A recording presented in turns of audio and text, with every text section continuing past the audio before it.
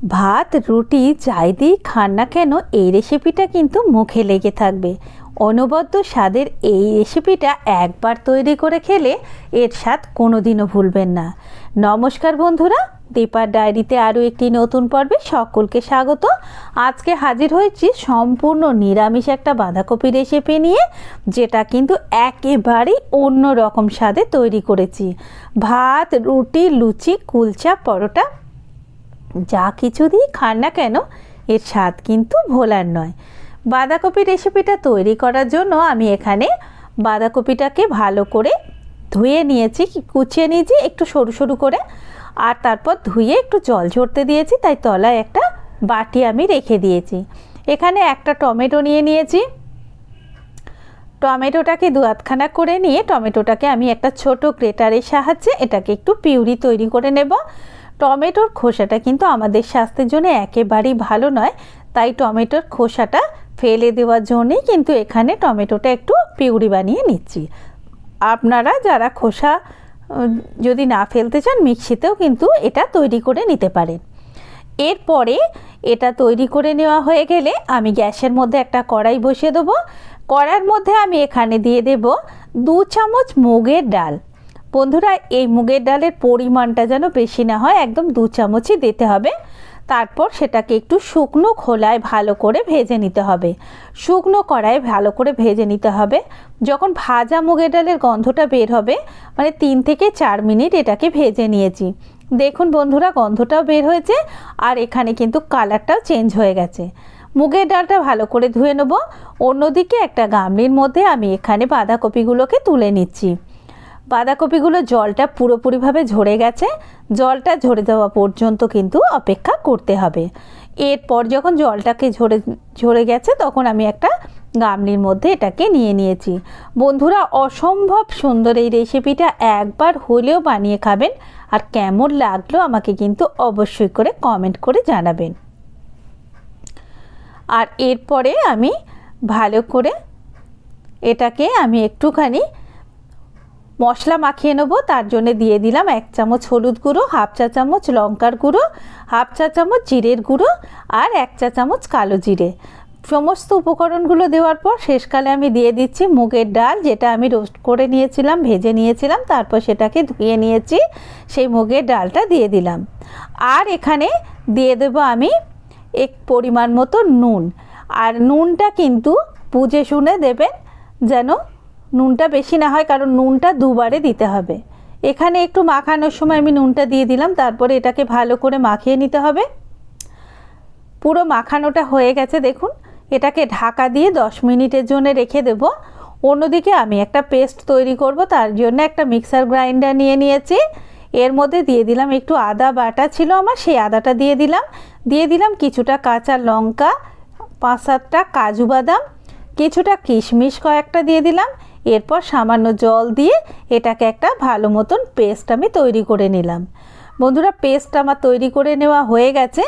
এই পেস্টটা তৈরি করে নিয়ে গ্যাসের মধ্যে একটা কড়াই বসিয়ে দিয়ে কড়াইয়ের মধ্যে আমি এখানে সর্ষের তেল দিয়ে দিলাম। বেশি তেল দেওয়ারও দরকার নেই, 2 চামচ তেলের মধ্যে আমি এখানে একটুখানি ডুমো ডুমো করে আলুগুলো কেটে রেখেছি, মানে একটু ছোট সাইজের আলুগুলো কেটে রেখেছি। সেই আলুগুলোকে একটুখানি ভেজে নেব।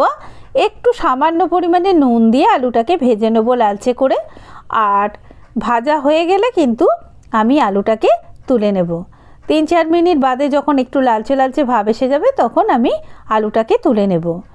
এরপরে আর ওর মধ্যে সামান্য পরিমাণে তেল আছে, ওই তেলের মধ্যেই দিয়ে দিলাম আমি 1 চামচ গোটা জিরে, আর সাথে দিয়ে দেব একটা তেজপাতা, সেটা আমি কেটে নিয়ে দিয়েছি, আর একটা শুকনো লঙ্কা, 2-3টে এলাচ একটু ভেঙে নিয়ে দিয়েছি, আর 1 ইঞ্চি দারচিনি। 10 থেকে 12 সেকেন্ড পরেই কিন্তু আমি এখানে যে পেস্টটা তৈরি করেছিলাম সেই পেস্টটা দিয়ে দেব। পেস্টটা দিয়ে তারপরে মিক্সিটা ধুয়ে একটু জল নিয়ে আমি এটাতে দিয়ে দিলাম।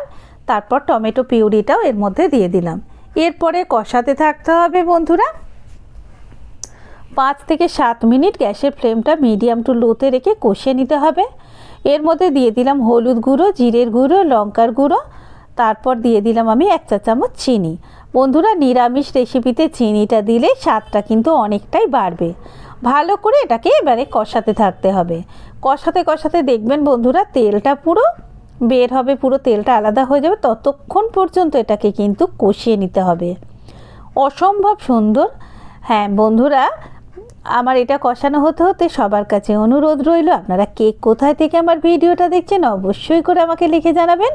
আর ভিডিওটা ভালো লাগলে লাইক শেয়ার কমেন্ট করতে কিন্তু একদমই ভুলবেন না। তারপরে এটাকে 5 মিনিট কষিয়ে নিয়েছি। দেখুন 5 মিনিট কষানোর পরে কিন্তু তেলটা বের হচ্ছে। সেই সময় বাঁধাকপিটাকে আমি এর মধ্যে দিয়ে দিলাম।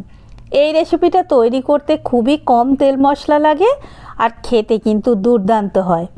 এরপরে মাখিয়ে রাখা বাঁধাকপিটা দিয়ে আবারও একটু নাড়াচাড়া করে নিতে হবে। ভালো করে এটাকে নাড়াচাড়া করতে হবে। এটা নাড়াচাড়া করতে করতেই কিন্তু দেখবেন আপনি নরম হয়ে যাবে।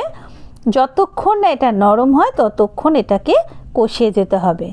4-5 মিনিট এইভাবে কষাতে থাকতে হবে।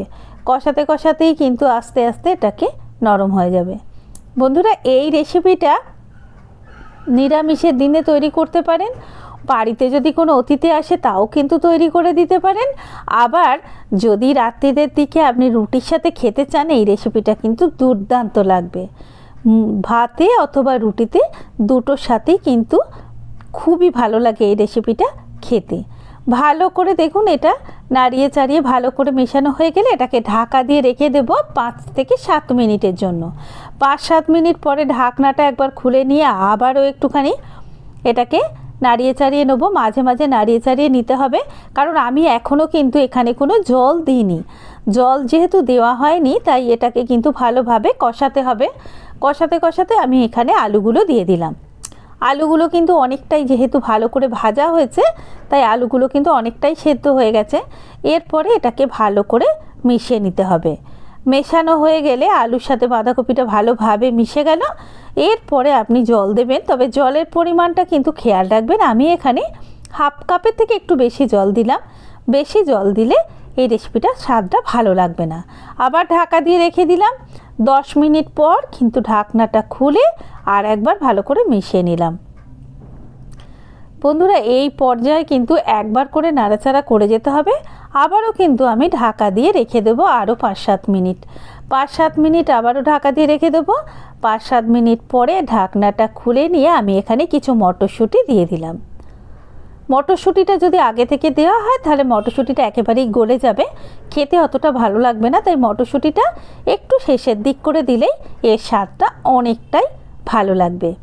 ভালো করে আমার মেশানো হয়ে গেছে। এরপর ঢাকা দিয়ে আরও 2-1 মিনিট রেখে দেবো, তাহলেই কিন্তু আমার রেসিপিটা তৈরি হয়ে যাবে। আমি এখানে 2 মিনিট পরে ঢাকনাটা খুলে নেব। ব্যাস, বাঁধাকপি আমার কিন্তু তৈরি হয়ে গেছে। দেখুন বন্ধুরা কত সুন্দরভাবে তৈরি হয়ে গেছে। তবে একটু লাগা লাগা হয়েছে, তবে এইভাবেই কিন্তু করতে হবে। যদি একটু লেগে লেগে গেলেই কিন্তু এই স্বাদটা সব থেকে ভালো লাগবে। এটা যদি জল জলে থাকে ভালো লাগবে না, তাই জল থাকলে এটাকে কিন্তু পুরো শুকিয়েই নিতে হবে। গরম মশলার গুঁড়ো দিয়ে দিলাম, আর দিয়ে দেবো আমি একটুখানি কেশরি মেথি। তারপরে আর একবার নাড়িয়ে চাড়িয়ে নিয়ে এখানে আমি দিয়ে দেব 1 চামচ পরিমাণে ঘি। বন্ধুরা রেসিপিটা কিন্তু অবশ্যই তৈরি করুন, আর কেমন লাগলো আমাকে অবশ্যই লিখে জানান। ভালো লাগলে লাইক শেয়ার কমেন্টের সাথে সাথে দীপা ডায়েরি চ্যানেলটা সাবস্ক্রাইব করে নেওয়ার অনুরোধ রইল। আর এই ধরনের রেসিপি পাওয়ার জন্য অবশ্যই আমার সঙ্গে থাকবেন। চলুন সার্ভ করে দিলাম। ভালো থাকবেন, সুস্থ থাকবেন। দেখা হবে পরের ভিডিওতে নতুন কোনো রেসিপি নিয়ে। নতুন বছরে সবাই ভালো থাকুন, সুস্থ থাকুন। শুভ নববর্ষের অনেক অনেক শুভেচ্ছা, অভিনন্দন। দেখা হচ্ছে নতুন পর্বে। এতক্ষণ সঙ্গে থাকার জন্য অনেক অনেক ধন্যবাদ।